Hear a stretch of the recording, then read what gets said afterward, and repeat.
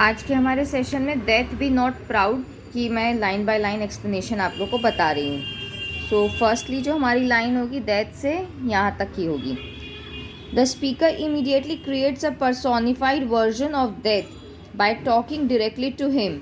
He paints a picture of death as an arrogant being and one who needs to be humbled. The speaker assumes the position of the one who must humble this being.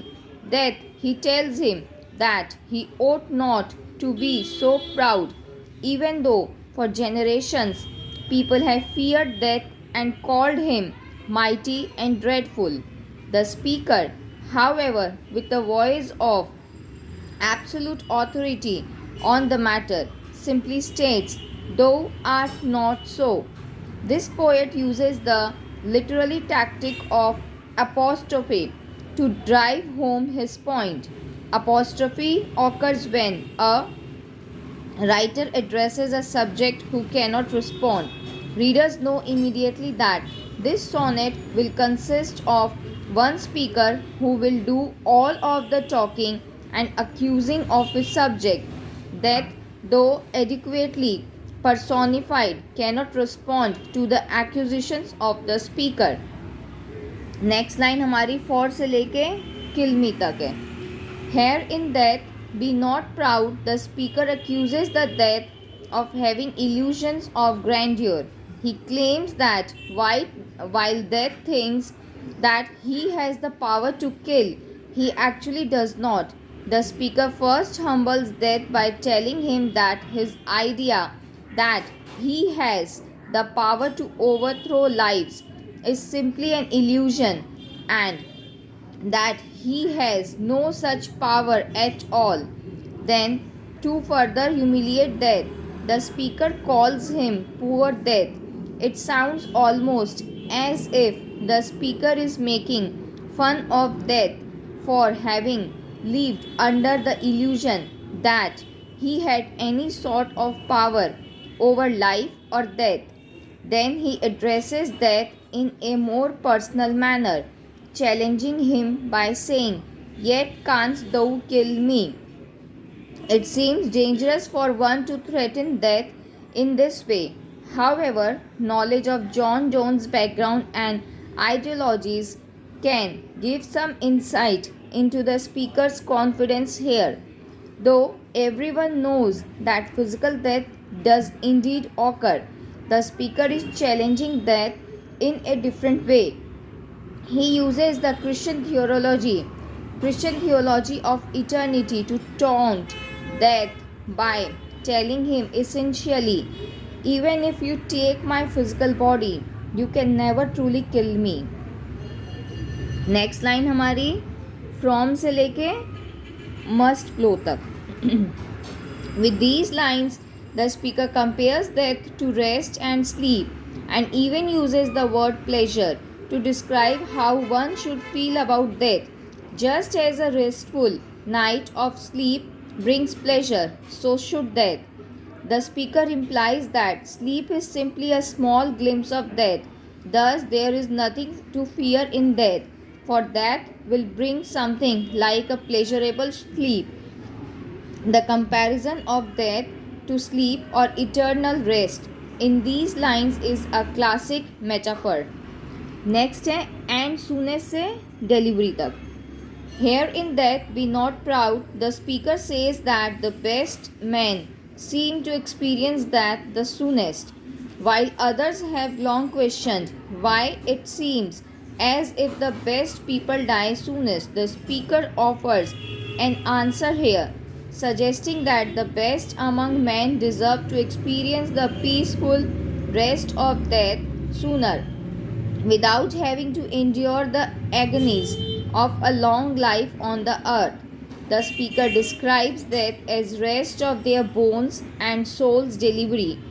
Both of these descriptions make death seem like a welcome friend who comes to graciously offer rest and peace and the deliverance of one's soul from an earthly body where pain and suffering abide. Next, thou art से dwell तक. Here, the speaker takes on a stronger tone and begins to taunt Death by calling him a slave to chance kings and desperate men.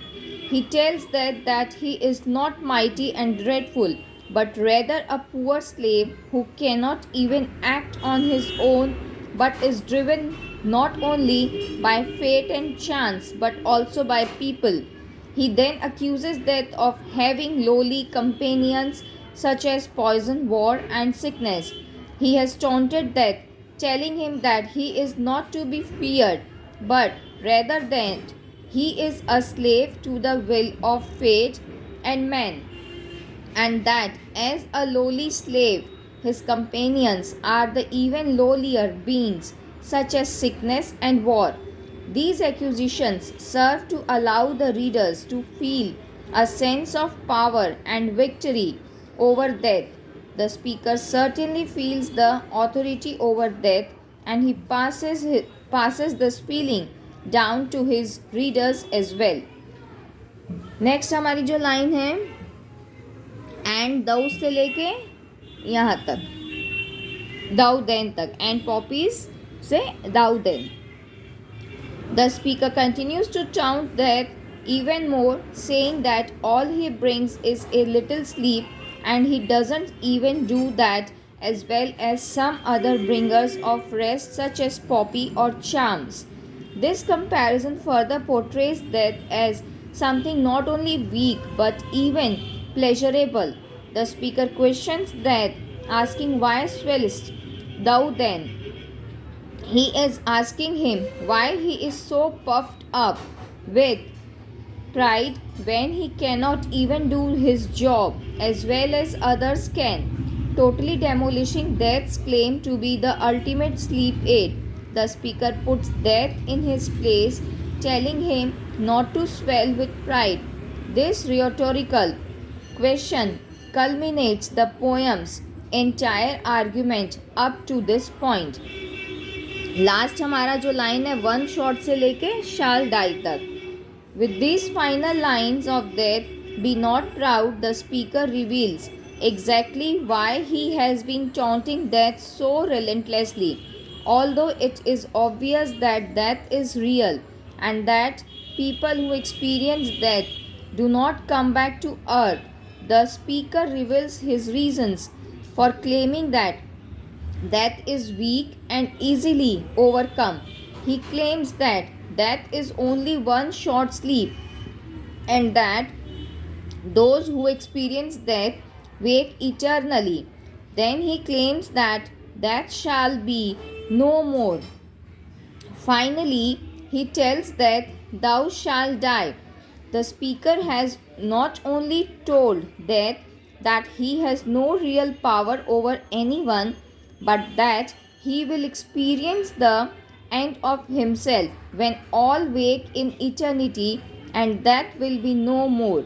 The poem's final couplet boldly shifts the theme from having factual statements to faith, that having faith in eternal life makes death meaningless and that one day it will cease to exist, that thou shalt die.